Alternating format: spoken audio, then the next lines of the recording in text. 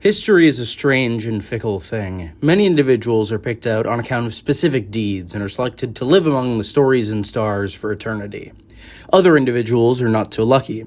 Many important figures are left by the wayside of history, largely forgotten or unaccounted for in the shadow of another, more outwardly spectacular individuals that might be overshadowing them. Today, we'll be discussing one such case from the annals of Targaryen Kings in Westerosi history. One particular figure who bears a striking resemblance to an important character from the main series of A Song of Ice and Fire. Today, we'll be discussing Maekar Targaryen.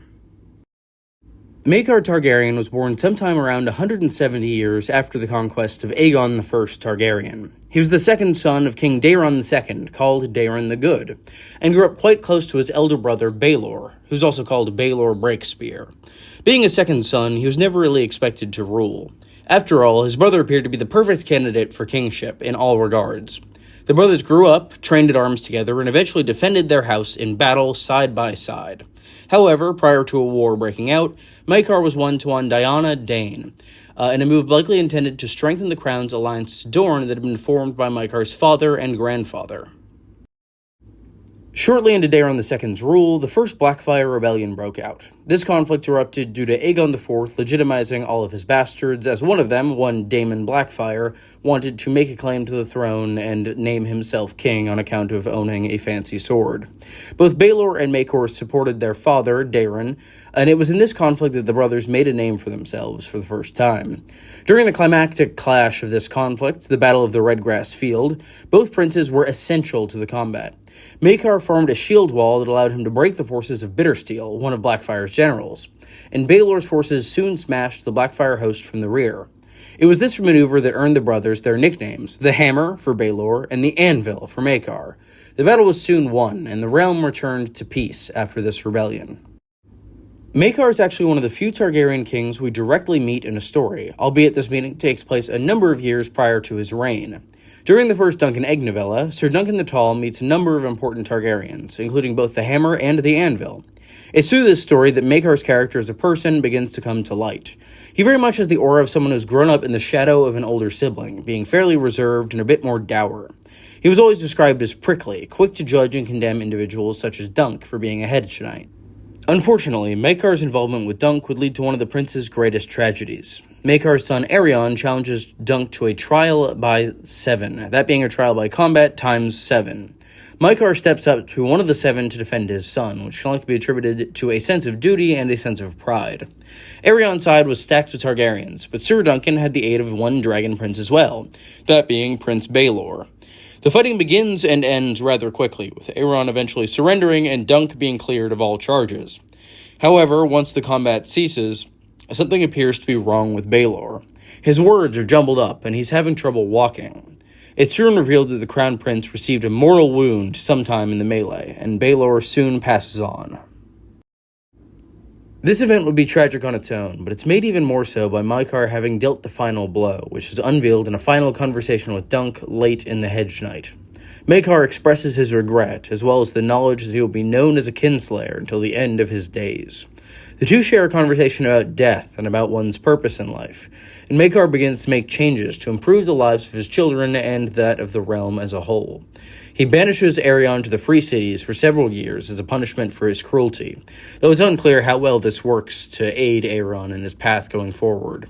What's more, he allows Aegon, his son, to travel with Sir Duncan as a hedge knight, something that he was initially very hesitant about, but he does allow for through having Aegon dye his hair or shave his hair in order to hide his Targaryen identity, so that he's not robbed or otherwise given special treatment for being a Targaryen prince hiding as a hedge knight. Even after the death of his brother, Maekar never expected to be king. Baelor left behind 2 sons, and both of these young adults are killed during the Great Spring Sickness of 209 AC. This infectious outbreak kills King Daeron II as well, and suddenly Maekar finds himself seated on the Iron Throne against all odds. Despite Maekar's sullen temperament and lack of preparedness for rule, he does quite a great job once he attains the crown itself.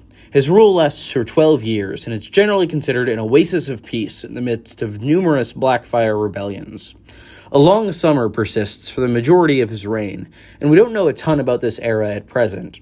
Martin's been pretty secretive regarding this time period specifically, as he likely wants to save them for future Duncan Egg novellas, though it seems unlikely that those novellas could ever come to print given his delays on writing.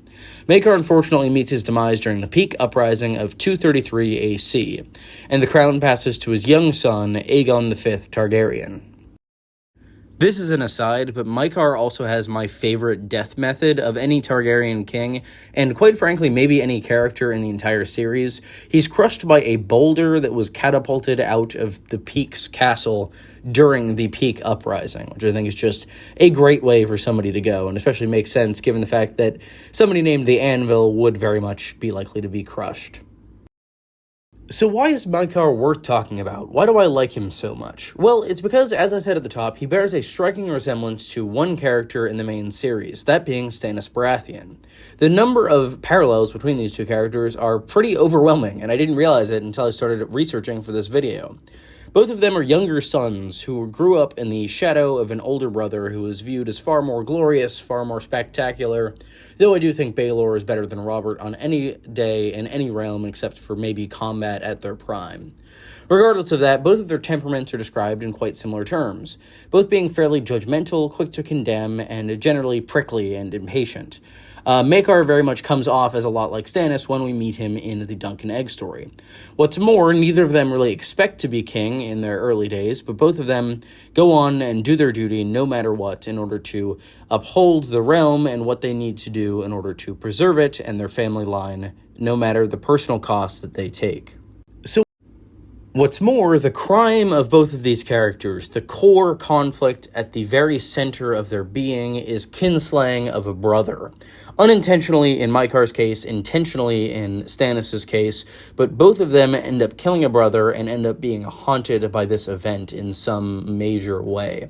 Stannis uses the Shadow Baby to kill Renly, and Maekar accidentally bashes his brother's head in during a melee.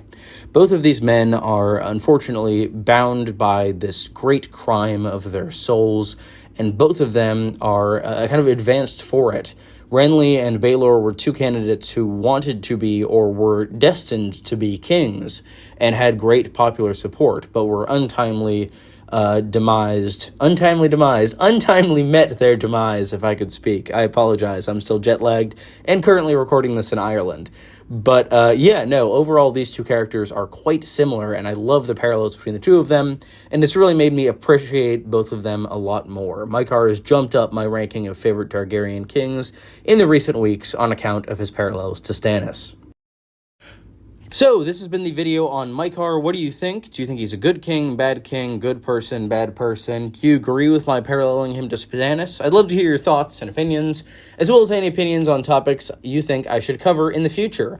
If you've enjoyed this video, be sure to leave a like and subscribe as well. It really helps me enjoy the channel, and I really appreciate it. It helps me feel good about making this stuff, and that's always good. As I said, I'm currently on vacation, but I'll be back next week, and any discrepancies in this video's recording quality, I do apologize for. I'm recording it without my normal mic setup, and hopefully it's not too bad. So yeah, thank you all for watching and for all of your recent support on my videos, and I will see you all soon. Goodbye.